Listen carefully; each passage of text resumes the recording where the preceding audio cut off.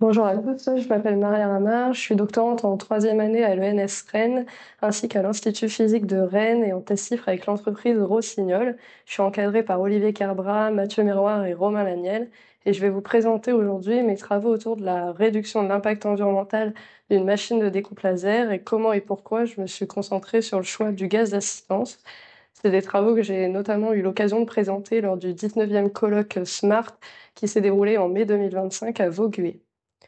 Donc pour commencer cette présentation, je vous présenterai d'abord le contexte associé à l'étude, ensuite l'état de l'art autour des analyses environnementales des procédés de découpe laser, puis je vous présenterai la méthode que j'ai suivie, le cas d'application et enfin les résultats, conclusions et perspectives.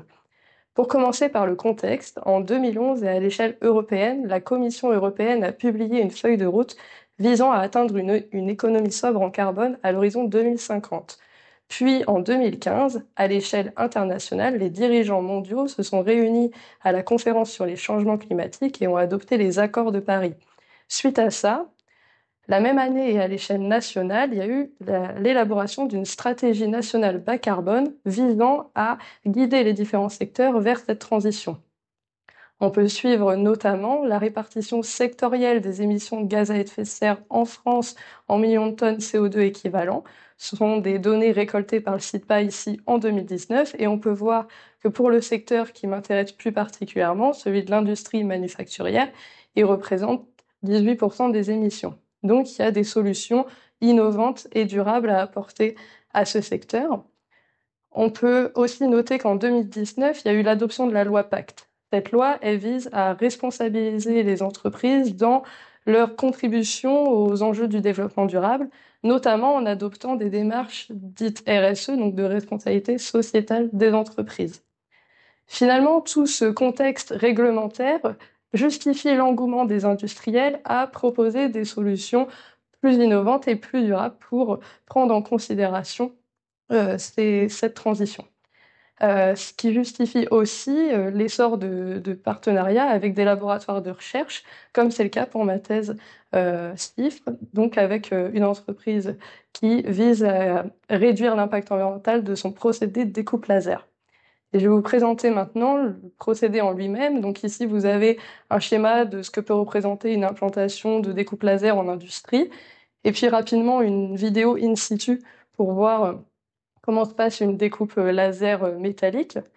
Et puis pour comprendre un peu mieux le principe de ce procédé, donc on a autour de l'équipement une source fibre qui gravite autour de l'équipement. Cette source fibre, donc, elle passe par une unité de collimation pour ensuite avoir un faisceau qui est localisé sur la matière et qui permet donc d'échauffer et de découper cette matière.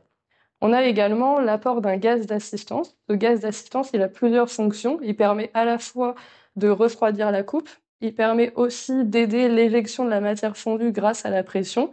Et puis, si on utilise un gaz inerte comme de l'azote, il permet aussi de limiter la corrosion des pièces métalliques. On retrouve également autour de la machine donc un refroidisseur à eau ainsi qu'un dépoussiéreur pour éjecter l'ensemble des poussières métalliques. Ici, je vous montre un exemple de pièce découpée métallique laser. Ici, on peut voir donc l'un des avantages du procédé de découpe laser par rapport à des procédés plus conventionnels type poinçonnage, où la découpe laser permet une découpe plus flexible et donc des produits plus design, comme je le montre ici. Je vais vous présenter maintenant l'état de l'art, donc l'état de l'art des analyses environnementales associées à ce procédé. Donc, pour réaliser une analyse environnementale, il faut d'abord quantifier l'ensemble des consommations et rejets du procédé. Ce qu'on retrouve dans la littérature, en consommation, on retrouve principalement la matière première, l'électricité et le gaz d'assistance, et en rejet, plutôt les déchets métalliques et les émissions dans l'air principalement. Si on regarde de plus près ces études, on peut voir qu'elles trouvent différentes contributions sur différents impacts environnementaux étudiées.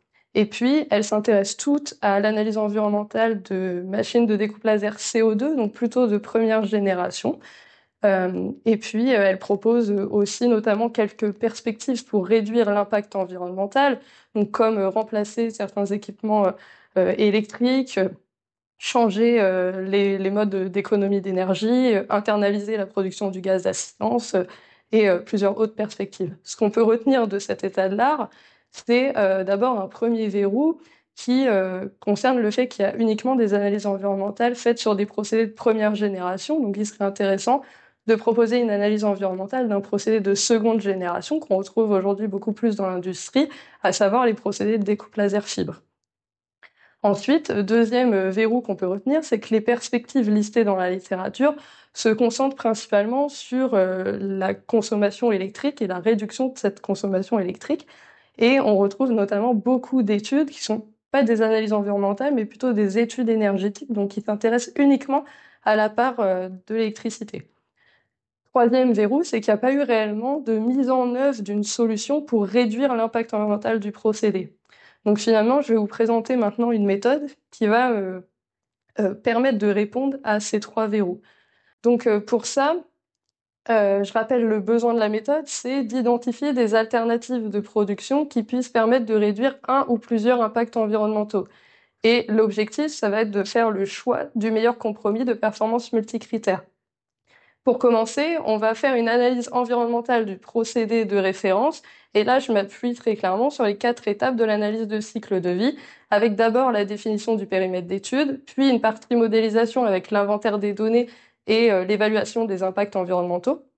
Et puis, quatrième étape, qui est l'interprétation des résultats et le choix du flux que l'on souhaite réduire. Et puis, en fonction de ce choix-là, on va pouvoir définir des solutions alternatives de production. Pour réaliser cette étape, je m'appuie sur 2 outils. Un premier à l'échelle nationale, qui est une norme relative à l'efficacité énergétique des machines-outils à laser.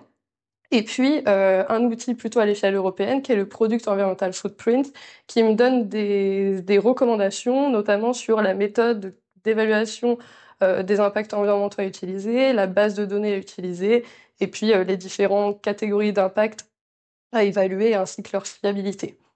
Donc une fois que j'ai fait ça, je vais pouvoir faire la même chose sur des scénarios alternatifs de production, et puis, in fine, comparer les résultats d'analyse environnementale de mon procédé avec les résultats d'analyse environnementale des scénarios alternatifs, et retenir uniquement les scénarios alternatifs qui permettent de réduire l'impact environnemental du procédé.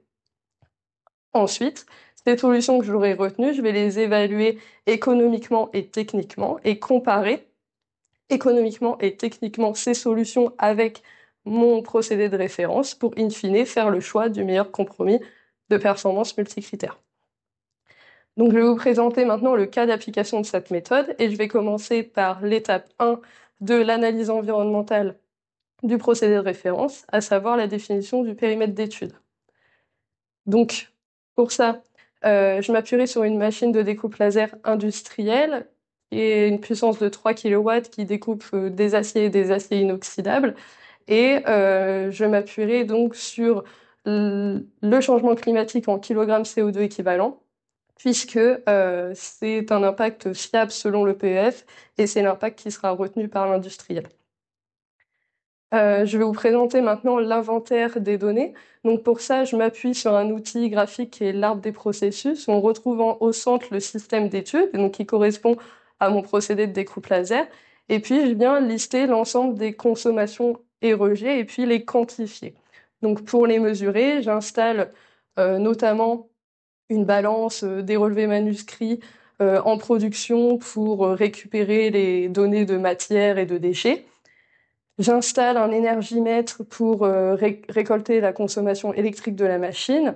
Et puis, je fais des relevés de données de l'ERP de l'entreprise, notamment pour toutes les consommations et rejets liés à la maintenance de la machine.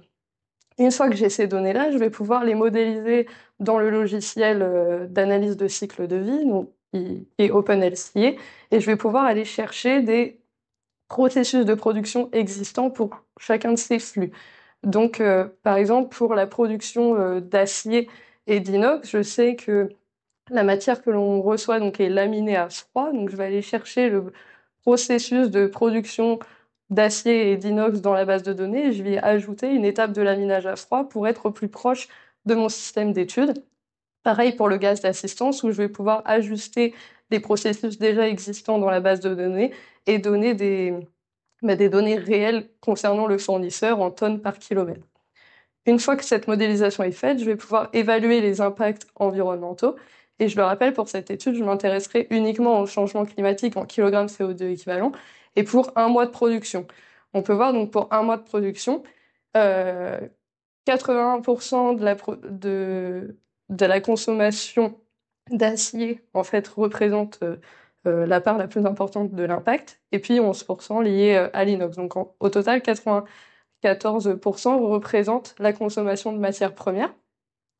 Et ensuite vient la seconde étape où on vient interpréter les résultats et choisir le flux que l'on souhaite réduire pour proposer des solutions alternatives de production.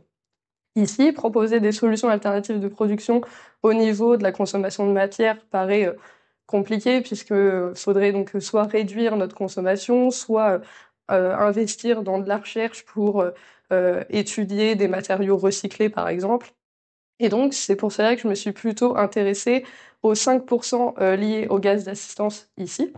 Et si je m'intéresse plus en détail à cette part, je peux voir qu'il y a une part liée à la production, une part liée au transport, et ici, je peux potentiellement trouver des solutions alternatives de production. Et c'est justement ce que je vous présente ici. Donc, si je prends mon procédé de référence, euh, on découpe à l'instant T toute notre production, donc 100% de notre production, avec de l'azote qui provient d'un fournisseur extérieur. Premier scénario, on pourrait imaginer internaliser la production d'azote, donc générer notre propre azote en installant un générateur d'azote qui extrait l'azote d'une source d'air comprimé déjà disponible sur site.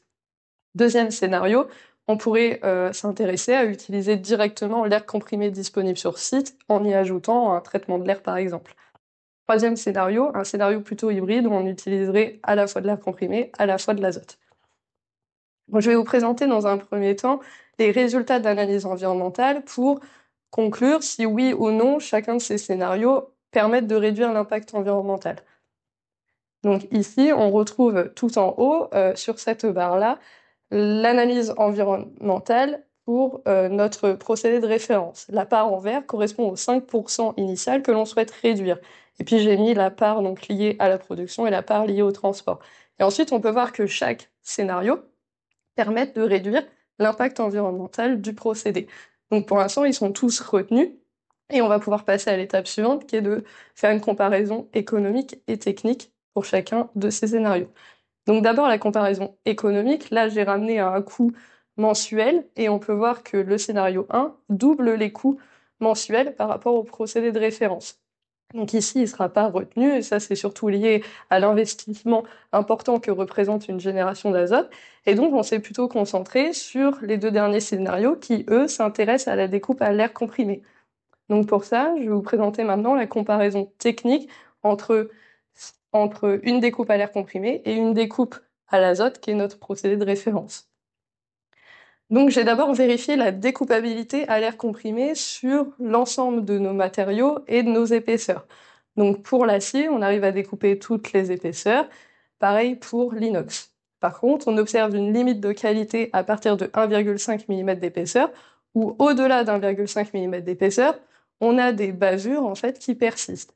Cette limite physique, elle est expliquée puisque l'air comprimé ne délivre pas à la même pression que notre installation à l'azote, et donc on éjecte plus difficilement la matière fondue. Par contre, pour les épaisseurs où on arrive bien à découper, ici j'ai fait des tests de brouillard salin pour vérifier la tenue à la corrosion sur des pièces non poudrées et poudrées. Et ici, on peut voir que la qualité est équivalente entre des pièces découpées à l'azote et des pièces découpées à l'air comprimé. Cette comparaison technique est suffisante pour valider la solution à l'air comprimé. Ici, je vous présente sur ce graphe final nos trois indicateurs. En vert, l'impact environnemental par mois, en rose, le coût par mois, et en bleu, le taux de rebut par mois pour chaque scénario, et ça comparé au procédé de référence, donc la première barre sur le graphique. Et on peut voir finalement que le meilleur compromis reste le scénario 3, et c'est celui qui sera retenu pour cette étude, puisqu'il offre 3,87% de gain sur l'impact environnemental total du procédé. Pour conclure sur cette présentation, donc cette installation d'air comprimé a permis des apports scientifiques et puis des apports industriels, à savoir proposer une analyse complète, une analyse environnementale complète d'une machine de production en s'appuyant sur les recommandations et en proposant aussi une analyse environnementale d'un procédé de seconde génération, dit de laser fibre. Et cette installation, elle est aussi opérationnelle depuis 5 mois et il resterait en perspective donc à étendre ces travaux à d'autres technologies de laser, comme des lasers de première génération par exemple, ou des lasers de puissance et technologie équivalentes pour valider le fait que la part du gaz à silence est une part importante si on veut réduire l'impact environnemental de notre procédé. Voilà, je vous remercie de m'avoir écouté.